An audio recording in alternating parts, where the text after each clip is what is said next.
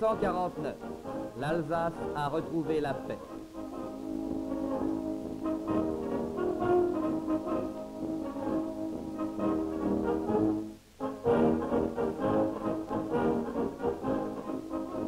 Le Rhin a cessé d'être l'obstacle arrêtant les armées pour reprendre son rôle de voie de communication du nord au sud de l'Europe, tandis que les ponts reconstruits témoignent de l'ardeur des hommes à réparer ce que la folie de certains a contribué à détruire.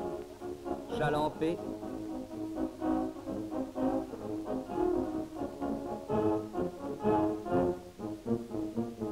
Kehl,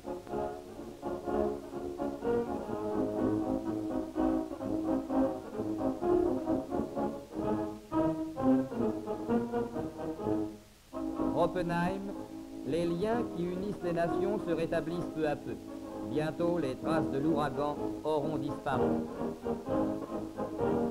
Et pourtant, tel était le pont de Oppenheim lorsqu'en mars 1945, les ingénieurs de la SNCF purent en approcher. 3 grandes travées de 95 mètres pesant 1000 tonnes chacune, effondrées dans le fleuve, coupent la navigation. 9 travées de 32 mètres encombrent les berges de leurs ferrailles informes.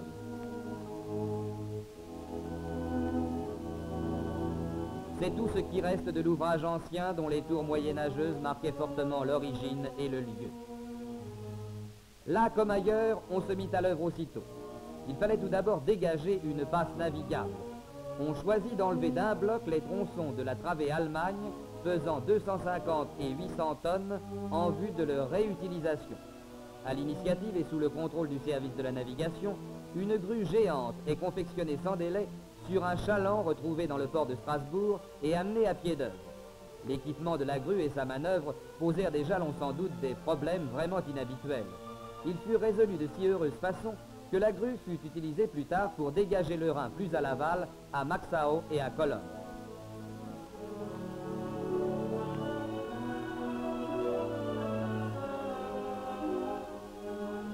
Le 30 octobre 1945, les tronçons étaient ramenés à la rive et la grande passe, côté Allemagne, de nouveau ouverte à la navigation.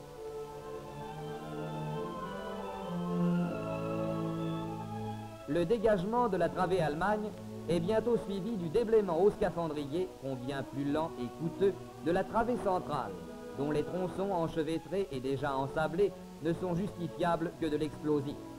Ce travail de patience ne va pas sans danger pour le scaphandrier, obligé de fixer dans un courant rapide les charges de dynamite sur les restes acérés du pont détruit.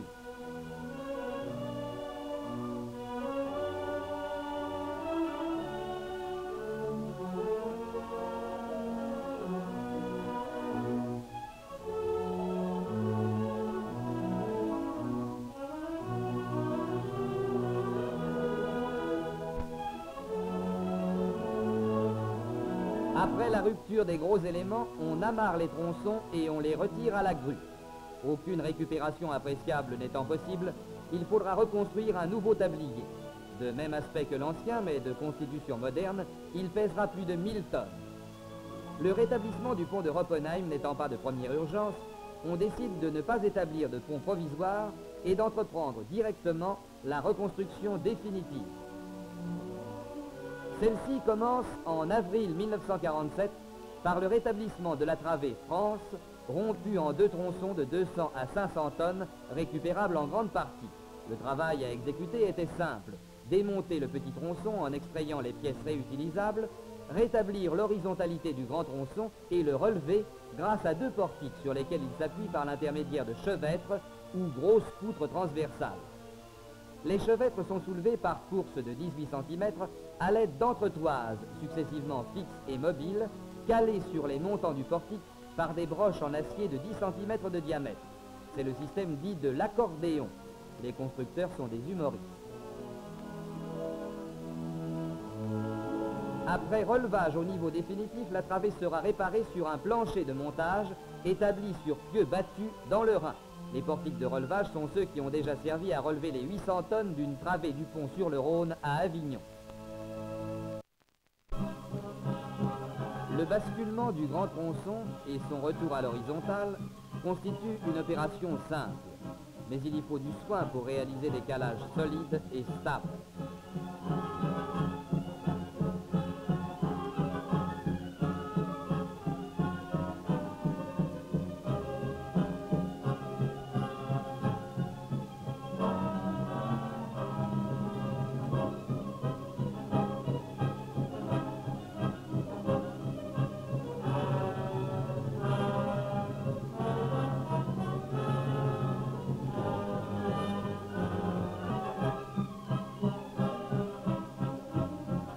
Pendant que l'on travaille sur la berge, les pieux sont battus en rivière pour établir la plateforme de montage sur laquelle on attaquera la réparation.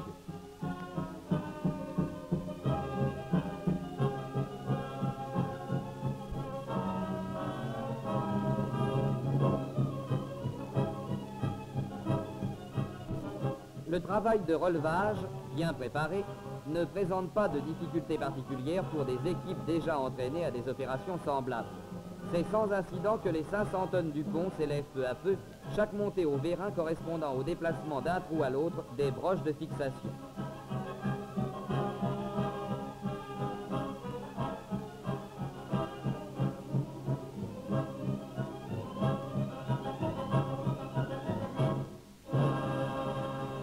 À la fin de l'été, la travée a presque atteint son niveau définitif. Mais le travail devra s'achever sous la pluie, avec les inondations. Il faudra souvent travailler les pieds dans l'eau. Plus tard, on connaîtra la neige. Même les froids rigoureux n'arrêteront pas le travail, car les opérations sur le vaste chantier se commandant l'une l'autre, il est impossible, sans graves conséquences, de ralentir l'une d'elles.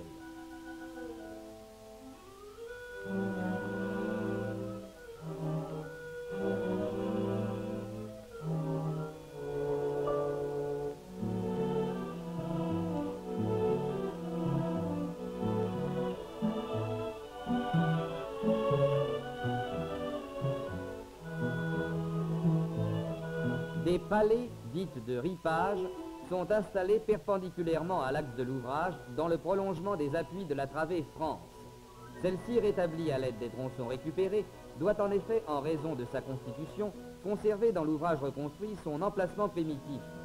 Aussi, pour que la plateforme sur laquelle elle a été réparée puisse servir au montage de la nouvelle travée centrale, faudra-t-il, le moment venu, l'éclipser latéralement. Sous les appuis du tablier, des chevêtres ont été placés qui serviront de chemin de roulement. Des palans fixés à leur extrémité permettent de haler sans heurts les 1000 tonnes de la travée sur l'échafaudage latéral. Cette opération, la plus simple de toutes celles qui devront être effectuées sur ces masses énormes, demande malgré tout préparation et soins minutieux.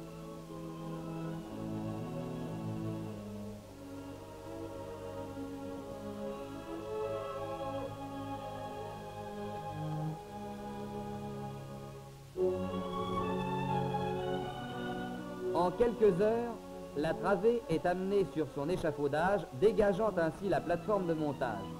Elle y reposera jusqu'au moment où la travée centrale ayant été mise en place, elle pourra retrouver par un mouvement inverse son emplacement primitif.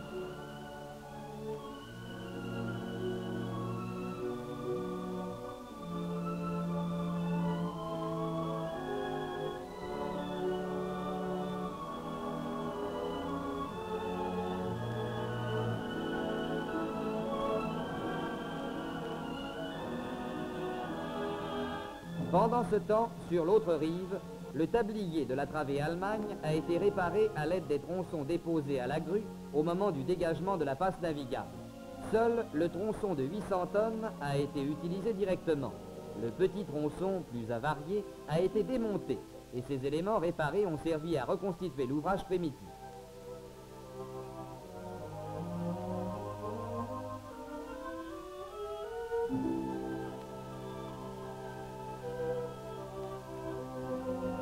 Pour ne pas gêner la reconstruction des fondations des piles, le travail a été exécuté à une quarantaine de mètres à l'amont de l'axe de l'ouvrage.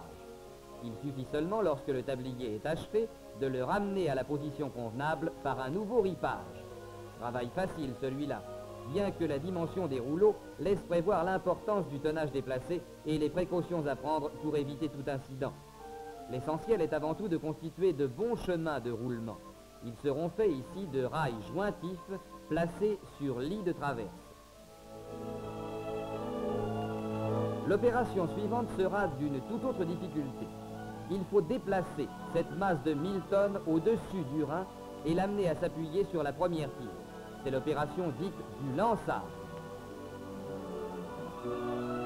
Comme nous nous trouvons sur la berge, le plus simple sera d'avancer tout d'abord le pont le plus loin possible au-dessus du fleuve par un pré-lançage. On le supportera ensuite sur 2 péniches qu'on halera jusqu'à la pile à l'aide de treuils fixés sur le tablier. Le pont sera enfin relevé à son niveau définitif en remontant les maçonneries assise par assise.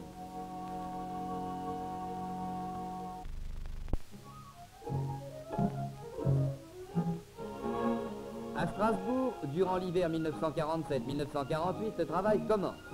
Les péniches accolées sont munies des poutres qui leur permettront de supporter sans dommage les 500 tonnes transmises par les appuis du pont. Il est largement fait appel à la soudure électrique qui simplifie les assemblages. Au printemps, tout est prêt. Les péniches équipées remontent le Rhin sur 30 km jusqu'à Oppenheim.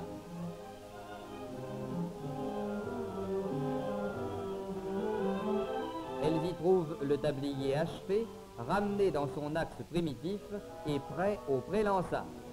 Comme nous l'avons vu, il s'agit d'avancer le tablier suffisamment loin au-dessus du Rhin pour que les péniches puissent aisément s'installer dessous et recevoir les appuis du pont pour la suite du mouvement. Opération simple, puisque le tablier reste toujours équilibré par son propre poids.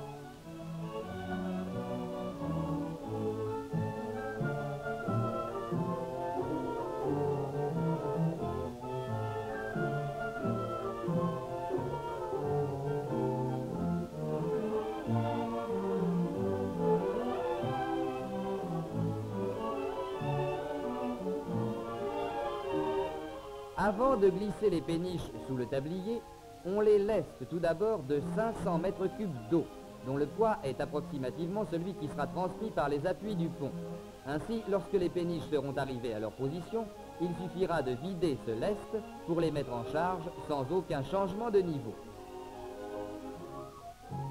Les opérations préliminaires de mise en place des péniches commencent et la vitesse du courant qui dépasse 4 mètres par seconde montre quelles précautions devront être prises pour éviter que le pont ne dévie pas plus de quelques centimètres au cours du lancement. Ces précautions seront multiples. On tirera le tablier sur la pile en l'accrochant en tête. On l'amarrera à une casemate à moitié détruite à 200 mètres à l'amont. Et tout un système de câbles, dit de papillonnage, permettra d'assurer la sécurité du déplacement et un guidage précis. Le 28 mai 1948, sous les yeux des habitants du voisinage intéressés par ce spectacle inédit, le franchissement du Rhin commence.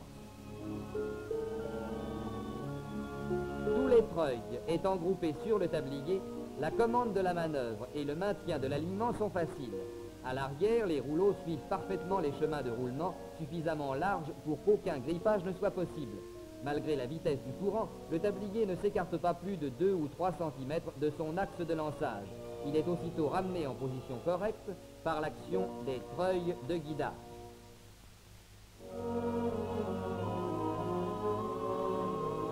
Le soir même, la travée côté Allemagne est de nouveau franchie. Les jours suivants, le relevage était entrepris pour dégager au plus tôt la passe navigable.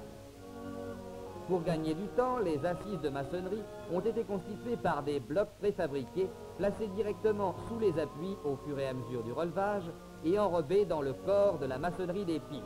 Ce procédé, très sûr, a été employé à plusieurs reprises pendant la reconstruction de 1941, au pont Eiffel à Conflans-Findoise et au pont des Andelys sur la Seine notamment.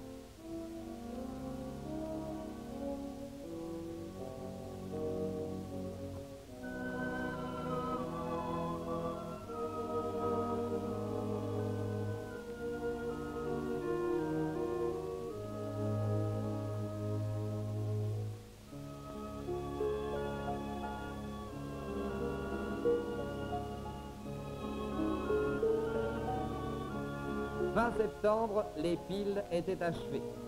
La travée Allemagne reposait de nouveau sur ses appuis, à 10 mètres environ au-dessus du fleuve.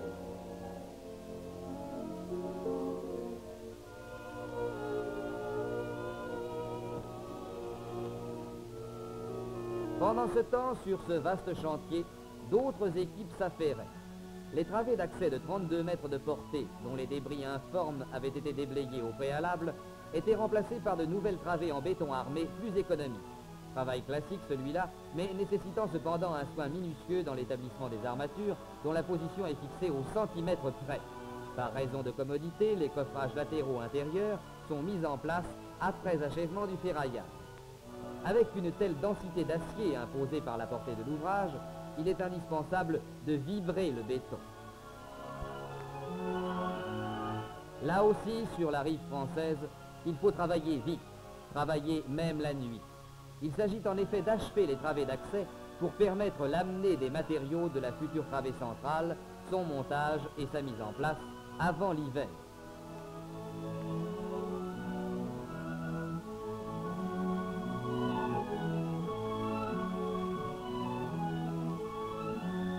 Le montage de cette travée sur l'échafaudage dégagé par le ripage de la travée France s'opère de façon classique.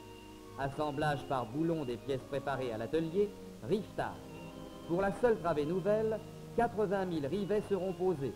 Ce travail demandera 5 mois avant que l'on en arrive à la mise en place.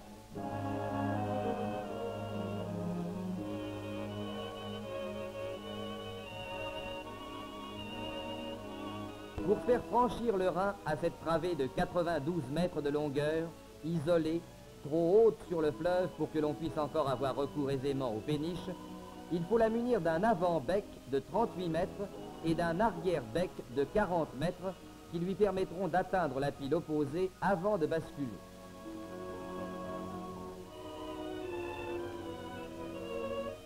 On a même été obligé de charger l'arrière-bec de 120 tonnes de contrepoids constitués par des bacs remplis d'eau.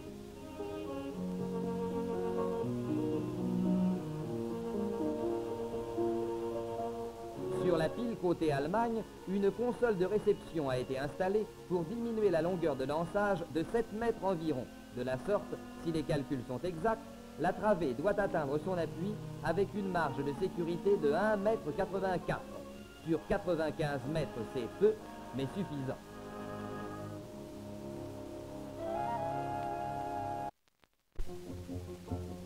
Par économie, l'avant-bec a été constitué à l'aide des éléments récupérés des travées d'accès, montés à terre contre les travées en béton armé, puis hissés sur le tablier.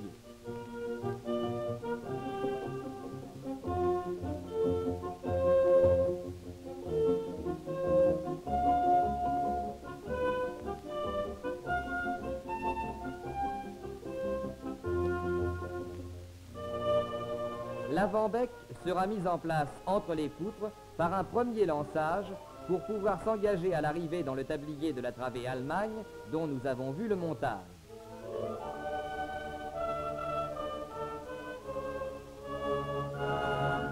L'arrière-bec, léger, est constitué à l'aide de matériel disponible chez le constructeur.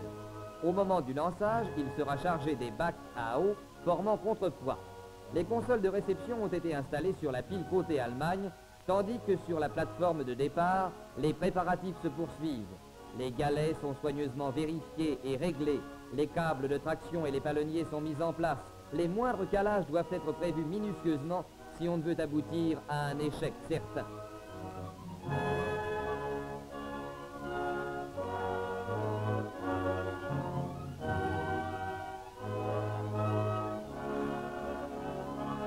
Enfin, on est prêt et on donne le départ du franchissement du Rhin aux 1200 tonnes du tablier et de ses accessoires.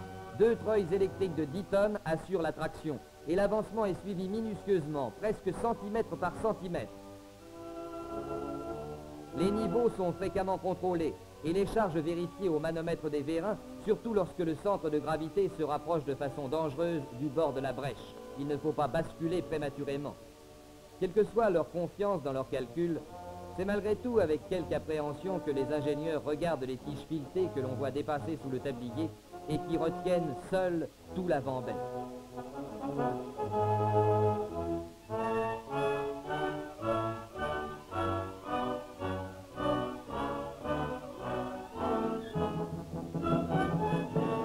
Rassurez-vous, tout se passe bien. Et au soir d'une longue journée d'effort, l'avant-bec touche les galets d'arrivée sur la console de réception.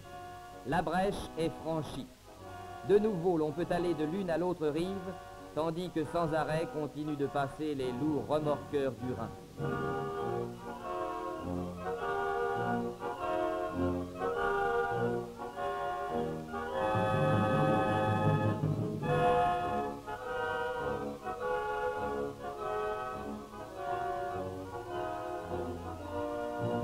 Ainsi s'achèvent à temps les phases essentielles de la reconstruction du pont de Roppenheim.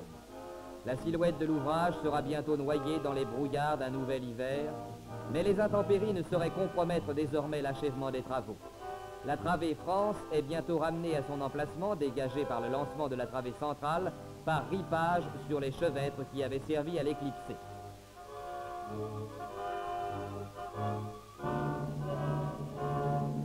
Les quelques travaux de parachèvement seront terminés au printemps et le 12 juin 1949, le photographe aura le champ libre pour fixer le souvenir des 2 premiers trains franchissant le Rhin côte à côte sur le pont rétabli.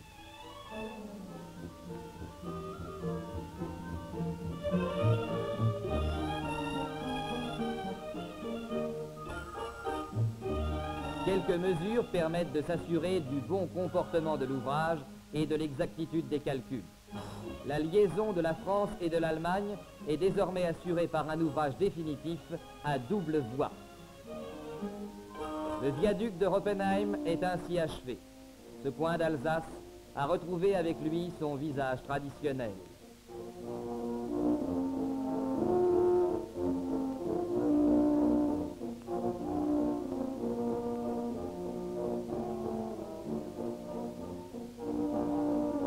Ce paysage si paisible et si calme, chargé pourtant du souvenir de tant de batailles et de tant de souffrances, ne plus connaître désormais d'autres victoires que celles remportées comme à Roppenheim pour assurer la prospérité et le bonheur de tous dans la paix enfin retrouvée.